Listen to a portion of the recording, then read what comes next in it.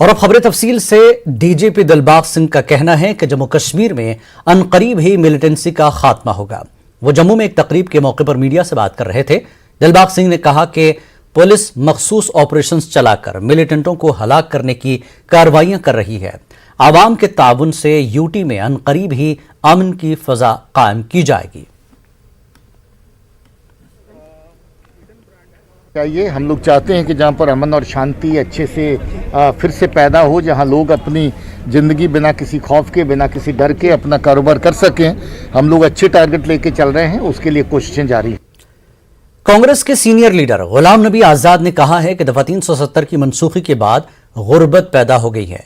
बेरोजगारी और महंगाई ने आम इंसान की कमर तोड़ कर रख दी है। आजाद ने कहा कि रियासत का दर्जा बहाल करने के साथ साथ ज़िमनी चुनाव अमल में लाए जाने चाहिए। उन्होंने हालिया हलाकतों को लेकर कहा कि बेगुनाहों का कत्ल करने से न सिर्फ मिलिटेंसी में इजाफा होगा बल्कि इससे मिलिटेंसी को फरोग मिलेगा और मुतासरीन में नाराजगी बढ़ती जाएगी। उन्होंने सिक्योरिटी फोर्सेस, फौज और पुलिस को एहतियात से काम लेने की अपील की। आजाद ने देवसर कुलगाम में पार्टी के जलसे से खिताब किया। उनके हमरा मेंबर पार्लियामेंट विवेक कृष्णा, मोहम्मद अमीन भट्ट, पीरजादा मोहम्मद सईद, वक़ार रसूल, जीएम सरूरी और इनायतुल्लाह राथर मौजूद थे। स्टेटहुड के बारे में किसी को ये गुमान नहीं होना चाहिए कि खाली कश्मीरी मांगते।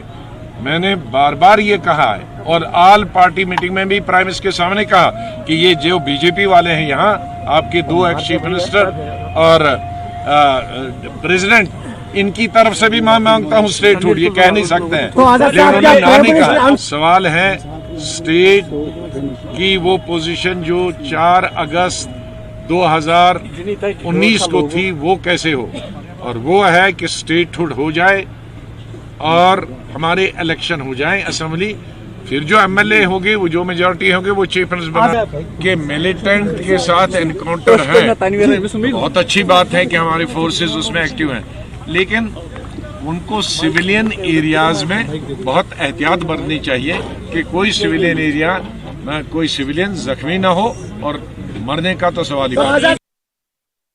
बीजेपी जम्मू कश्मीर के नायब सदर सूफी मोहम्मद यूसुफ ने गुलाम नबी आजाद के दौरे जम्मू कश्मीर को लाहासिल करार दिया। उन्होंने आजाद के बयानात को गुमराहकुन बताया।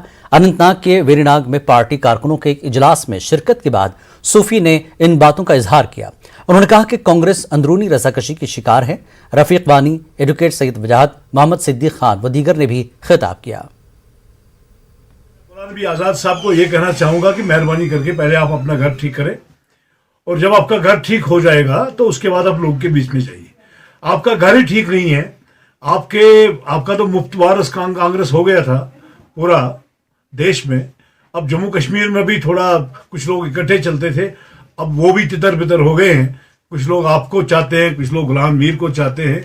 तो मुझे लगता है कि पीडीपी की तरह आपका भी घर खाली हो चुका है।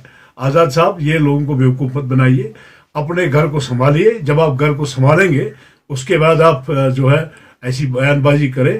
और मैं नहीं मानता हूं कि कांग्रेस कहीं सड़क पे है।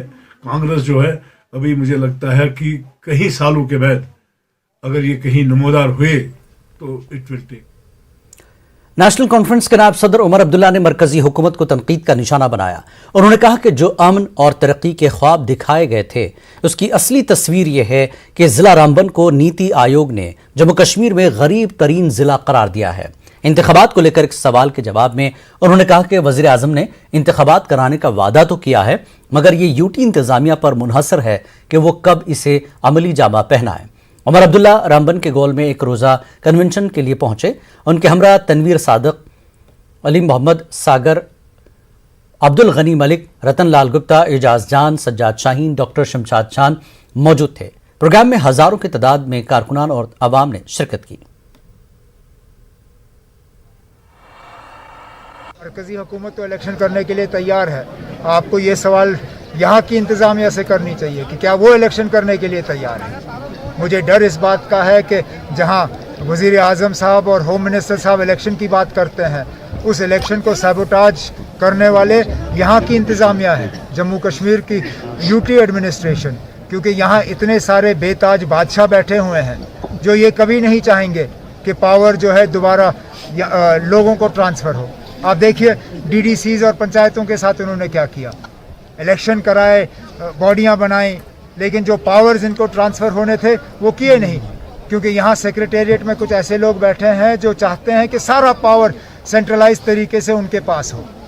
तो मुझे अब देखना पड़ेगा कि पलटा किसका भारी है, वज़ीर आज़म साहब का कि यहाँ की इंतज़ामिया का। अगर पलटा वज़ीर आज़म साहब का भारी है तो इंशाल्लाह फिर मार्च अप्रैल में इलेक्शन होंगे, लेकिन अगर यहाँ की इंतज़ामिया का पलटा ज़्यादा भारी रहा तो फिर इलेक्शन होंगे नहीं। जब होंगे तो हम उसके लिए तैयार हैं। तो चाहता था कि मैं एक बदला हुआ रामबन देखूं, एक रामबन ऐसा देखूं जिस पे कि हर कोने में तरक्की और डेवलपमेंट का हमें सबूत दिखे। लेकिन बदकिस्मती से मुझे लगभग माँ सिवाय नेशनल हाईवे के 4 लेनिंग का, जिस प्रोजेक्ट को जनाब डॉक्टर मनमोहन सिंह साहब ने अपने दौर में शुरू किया, उस प्रोजेक्ट के अलावा मुझे ज़मीनी सतह पे कुछ नया नज़र नहीं आ रहा। नेशनल कॉन्फ्रेंस के नायब सदर उमर अब्दुल्ला ने जिला रामबन के सिरीपुरा संगलदान में आमिर मागरे के घर पहुंचकर अहले खाना से ताज़ियत की। उन्होंने हुकूमत व इंतजामिया से अपील की कि वो जल्द आमिर की लाश उसके अहले खाना को हवाले करें ताकि वो खुद अपने आबाई इलाके में उसकी तदफीन करें। उन्होंने कहा कि नेशनल कॉन्फ्रेंस को जिस हद तक जाना पड़े वो आमिर मागरे के अहले खाना के साथ है। ये बॉडी लेके तो कहीं भागेंगे नहीं, दफनाना तो यहीं पे है, दफनाए। उसके बाद अगर इंक्वायरी में यहाँ के लोगों को साबित करके आपने दिखाया कि वो मिलिटेंट था, अगर उसके बाद आपने निकाल के उसको दोबारा हंदवारा करना है, फिर हम कहाँ रोक सकते हैं? कम से कम इंक्वायरी से पहले तो बॉडी दे दें। इंक्वायरी के बाद जो होगा हमें कबूल है, उसमें कोई हम रुकावट नहीं डालेंगे। फिर इनके वालिद साहब भी नहीं रोकेंगे उनको। प्रदेश कांग्रेस ने कोरोना से फौत हुए अफराद के लवाकिन को फीकस 4 लाख रुपए की इमदाद देने की मांग की है।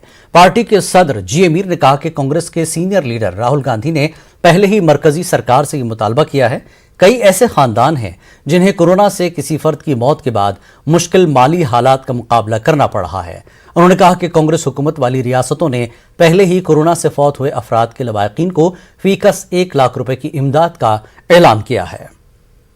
ये हम जम्मू कश्मीर सरकार को भी, लेफ्टिनेंट गवर्नर साहब को भी अपील कर रहे हैं कांग्रेस पार्टी की तरफ से कि जम्मू कश्मीर में जितने लोगों की डेथ हुई कोविड की वजह से, अस्पताल में हुई, रास्ते में हुई या घर में हुई, उनका फिगर जम्मू कश्मीर वासियों के सामने रखो और उनको इसी फार्मूला के तहत कम से कम 4-4 लाख रुपए पर व्यक्ति सरकार को हक बनता है कि उन परिवारों को चलने के लिए दे। इसके लिए हमने आज पीसी के जरिए भी स्टेट को ये डिमांड रखी और हम एक मेमोरेंडम भी लेफ्टिनेंट गवर्नर को प्रदेश कांग्रेस कमेटी की तरफ से भेज रहे हैं कि जैसे पूरे देश में होगा वैसे जम्मू कश्मीर में भी आप कम से कम 1 लाख रुपए कंट्रीब्यूट करो, 3 लाख रुपए सेंट्रल गवर्नमेंट दे ताकि उन परिवारों को कुछ फायदा हो।